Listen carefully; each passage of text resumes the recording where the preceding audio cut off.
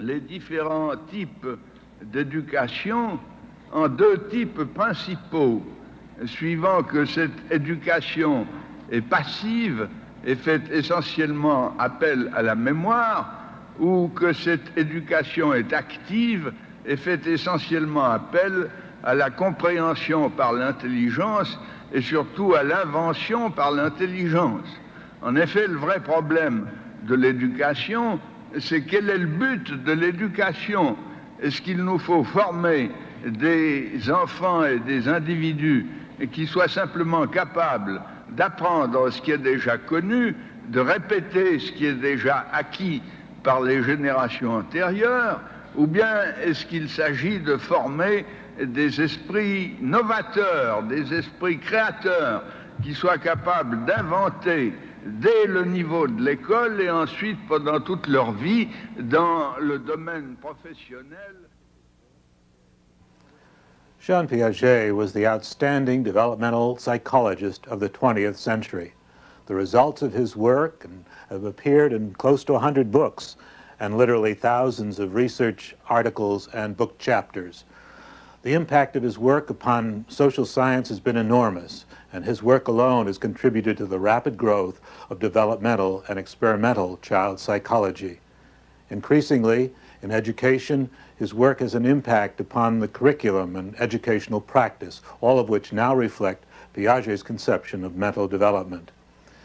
Hello, I'm David Elkind, and I had the good fortune to study with Piaget in Switzerland at the beginning of my career. In the quarter of a century since that time, I've witnessed the way in which Piaget's teachings have become part of our way of thinking about children and how they grow and how they learn.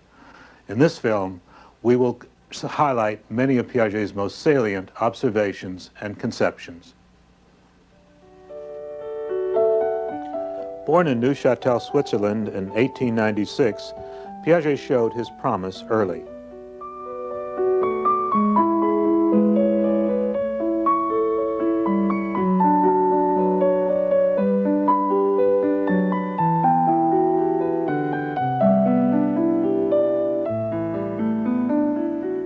At the age of 10, he published his first scientific paper, an observation of an albino sparrow.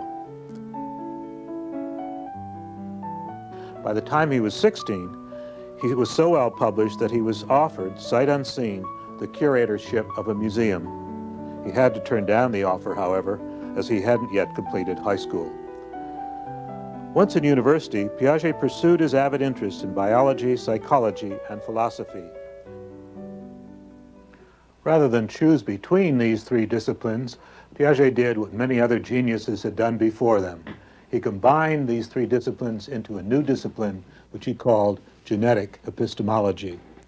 Epistemology is that branch of philosophy that attempts to answer the question, how do we know the world?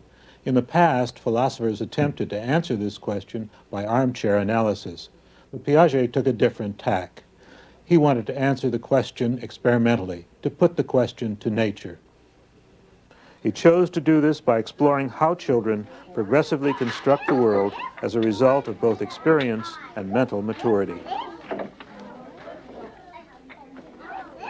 It is the idea that our knowledge about the world grows in stages which parallel our mental growth that makes Piaget's a truly genetic epistemology. For Piaget, what develops and what allows children to construct and reconstruct their world is human intelligence, adaptive thought and action. So Piaget's studies always deal with two issues. On the one hand, he is concerned with the content of thought, with what children know. On the other hand, he's concerned with the process of knowing, the how and why of children's knowledge. So for Piaget, he really doesn't believe that there's an absolute separation between the process of knowing and the content of our knowledge. In a word, there is no knowledge without intelligence and no intelligence without knowledge. Piaget's theory of human intelligence evolved during his long and productive life.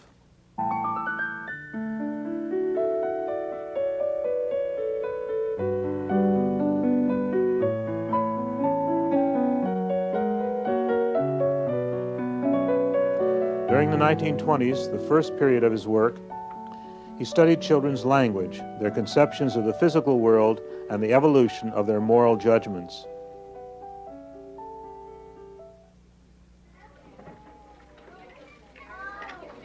He found that young children were egocentric in their thinking and failed to take the point of view of the other person in either their language or their thought. Young children, for example, often talked at rather than to another child. In the same way, young children may believe that the sun follows them when they go for a walk. As children mature, they lose their egocentrism and begin to take other people's standpoints into account. They become sociocentric.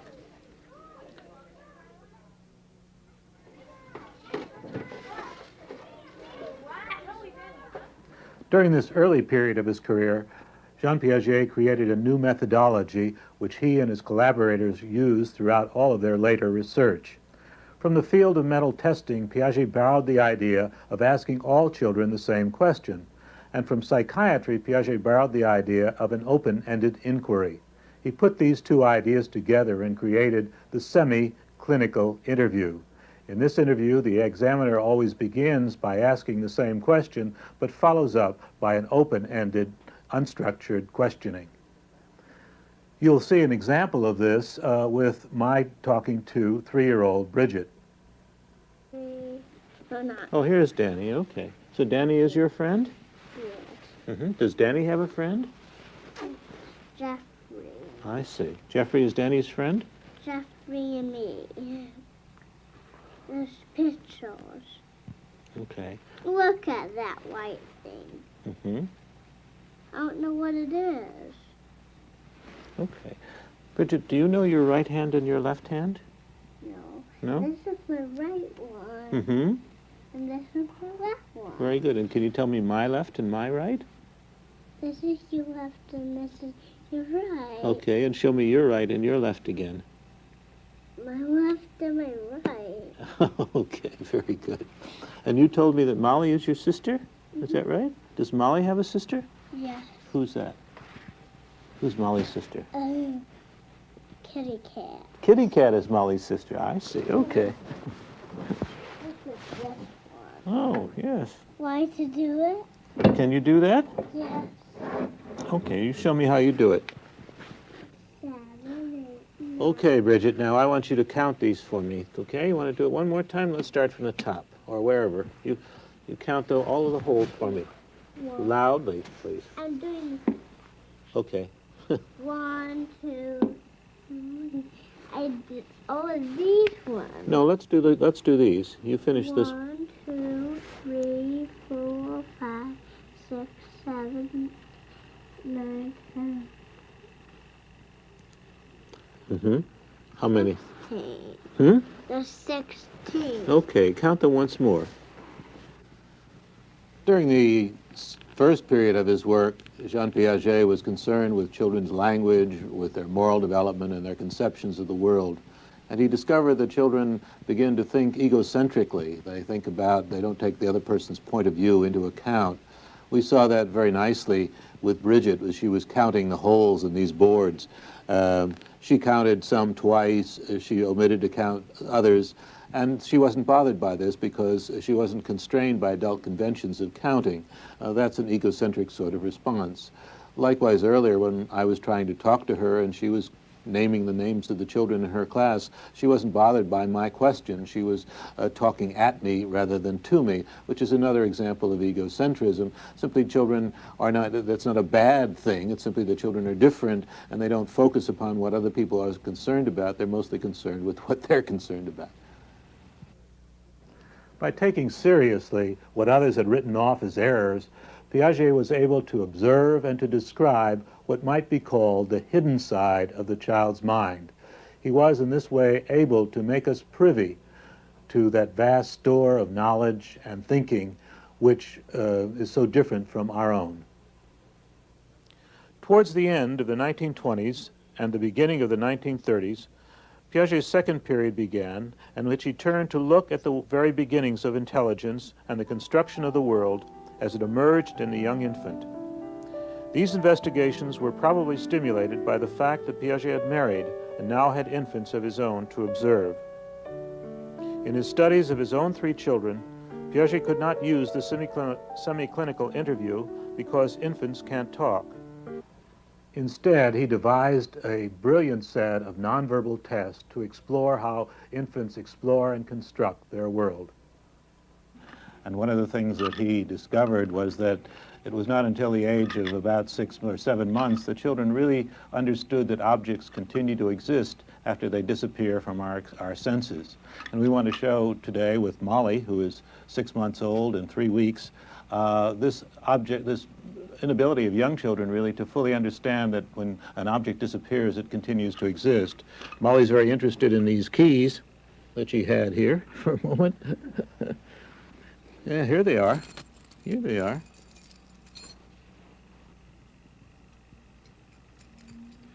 And, of course, she's exploring them with her hands and always, of course, with the mouth. Now I'm going to put them under the cloth and let's see what happens. Here, Molly, I'm going to play a bad trick on you. I'm going to take these away, and I'm going to put them under here. Watch me. Okay? She wants them, and she'd disappear, but she doesn't think to look under the cloth. Yes, that's too bad. Okay, okay, okay. Here they are. Here they are. See? Children construct reality by means of assimilation and accommodation. Play is almost a pure form of assimilation. Assimilation always involves a transformation of reality in the service of the self. When a child uses a stone as a turtle or a potato chip as a butterfly, the child is transforming the object to serve a personal fantasy.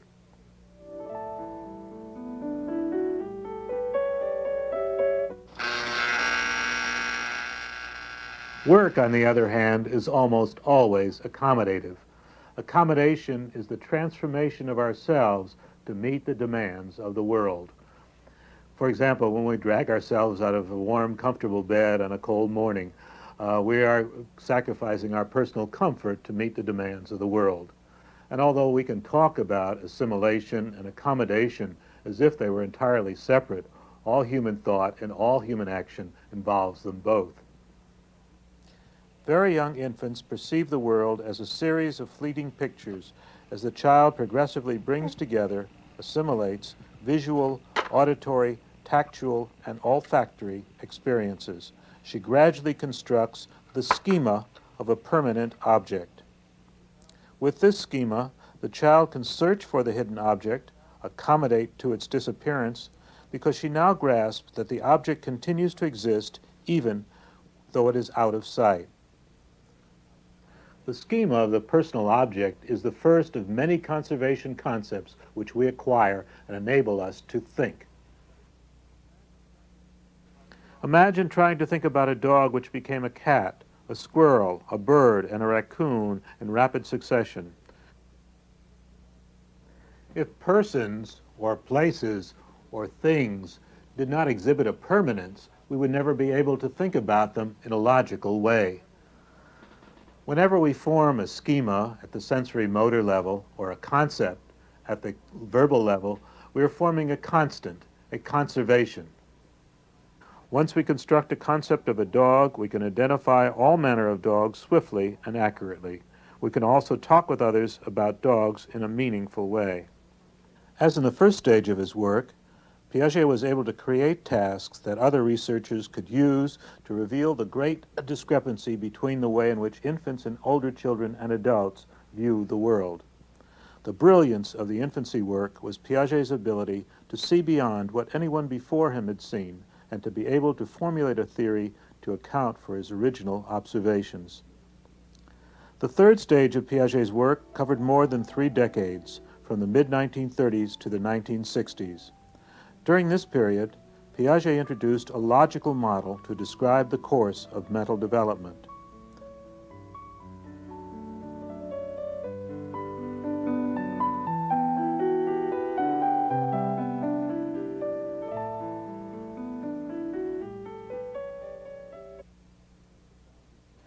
At the same time, Piaget tried to meld his earlier models into his later conceptualization. Not surprisingly, as Piaget's models got more complex, his books became more difficult to read. Nonetheless, Piaget was a genius in creating experiments which made his concepts easy to understand and to appreciate. Okay. Olive, how old are you? 4. Oh, okay. And you were born when? The same as my birthday. The same as your birthday. Okay, we're going to play a game. I'm going to pour some of this colored water into this measuring cup here. And I'm going to pour it just up to this line, you see? Where it's, I'm going to make very sure that I get it right there. Okay, this is mine. Now I'm going to pour yours in here, okay? Now you make sure that mine comes up, yours comes up to exactly the same place as mine, okay? So we have exactly the same. I try now. There. Are they the same? You sure? You make sure. If not, you can add some, you know. You make sure we both have the same. We do? Okay. What do you think? We both have the same? Yeah. So this is mine and this is yours and we both have the same? Yeah. Okay, now I want you to pour yours in there. Very careful, don't spill it because we're going to do something now. And I'm going to pour mine in here.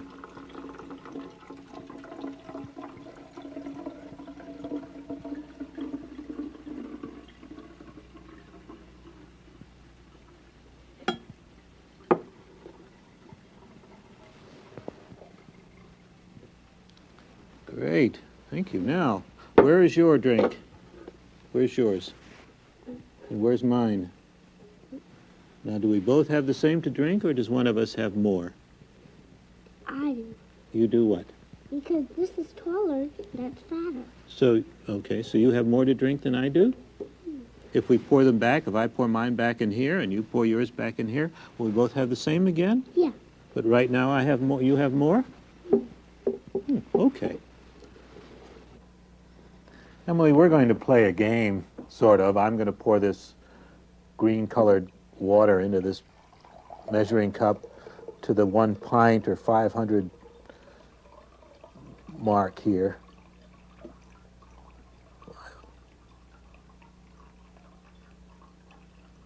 And then I'm going to do the same in mine. So this is your liquid.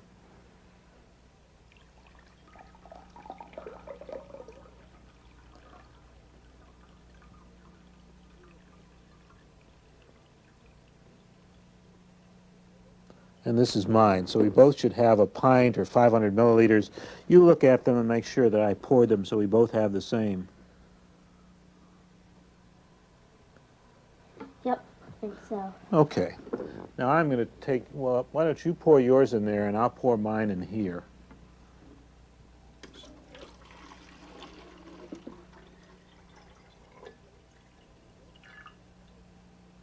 Okay, now my liquid is in here and yours is here. Now, do we both have the same or does one of us have more? We both have the same. Are you sure? Yeah. Why is that?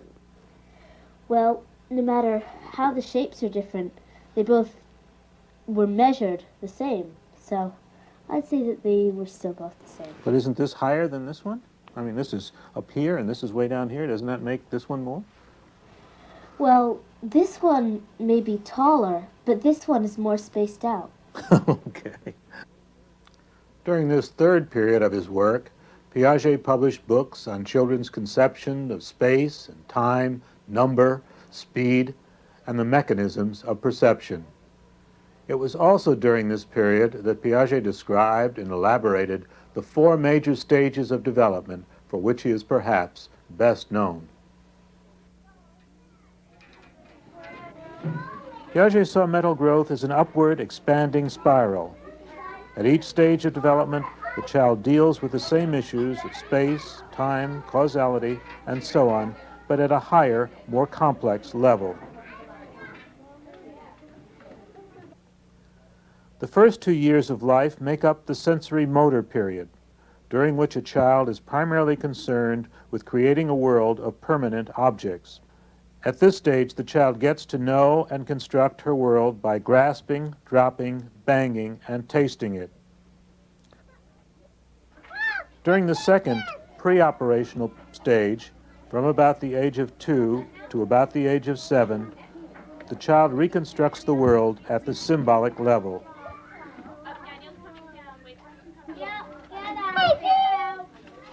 For example, the child now acquires names for the objects constructed during the sensory motor level.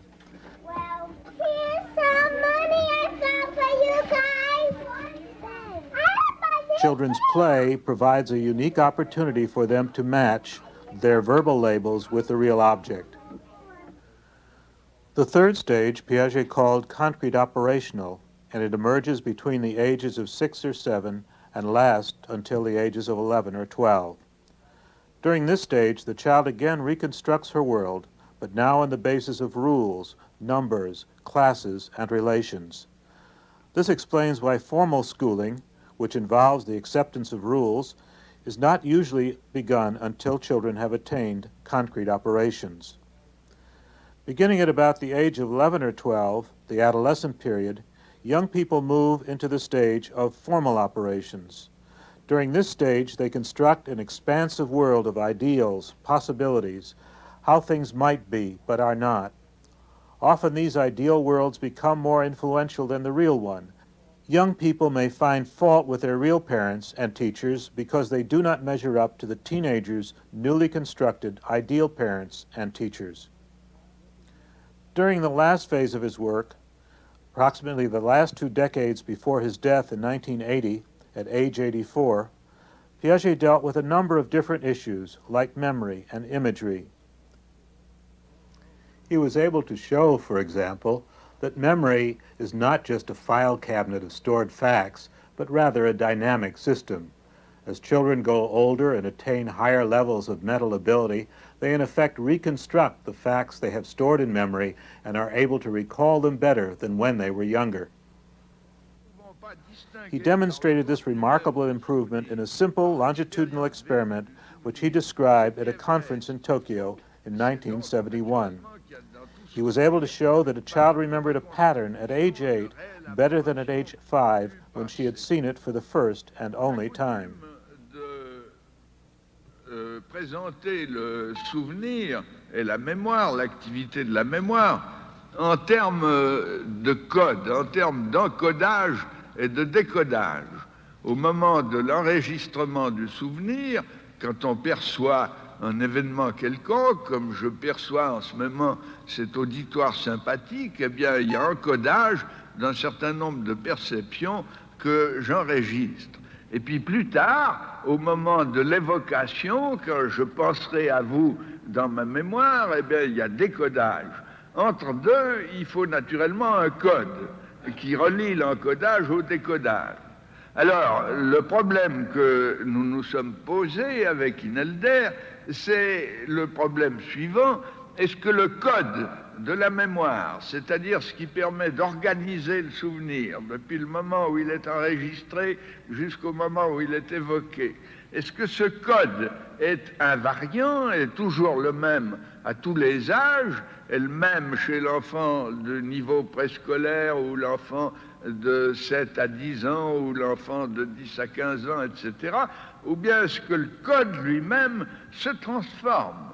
Alors, notre hypothèse, c'est que le code de la mémoire dépend essentiellement de l'intelligence et du niveau de structure intellectuelle ou de structure opératoire, comme nous disons, en parlant des opérations de l'intelligence. Est-ce que ce code ne va pas se transformer d'un niveau à l'autre, s'améliorer, se structurer davantage selon les progrès de l'intelligence de l'enfant? Piaget's contribution to our knowledge of human development has been enormous. At the heart of that contribution are 2 basic conceptions. One of these is that human intelligence always grows in a series of stages which are related to age and which cannot be hurried. The other is that human knowledge is always a creation. Knowledge always reflects both the child's mental activity and information coming from the environment. Knowledge is never simply a copy of the external world, nor simply a projection of our inner world. Learning about the world is a creative activity, and all knowledge is a creation. Recent curriculum reforms in elementary math, reading, and writing programs are beginning to take account of the creative role of children in the learning process. Unfortunately, however, much of our contemporary educational system is still grounded on obsolete learning theories. It will be the next century before we fully realize the magnificent legacy of Jean Piaget. We hope that this film and other films in this series will enable us to realize this legacy.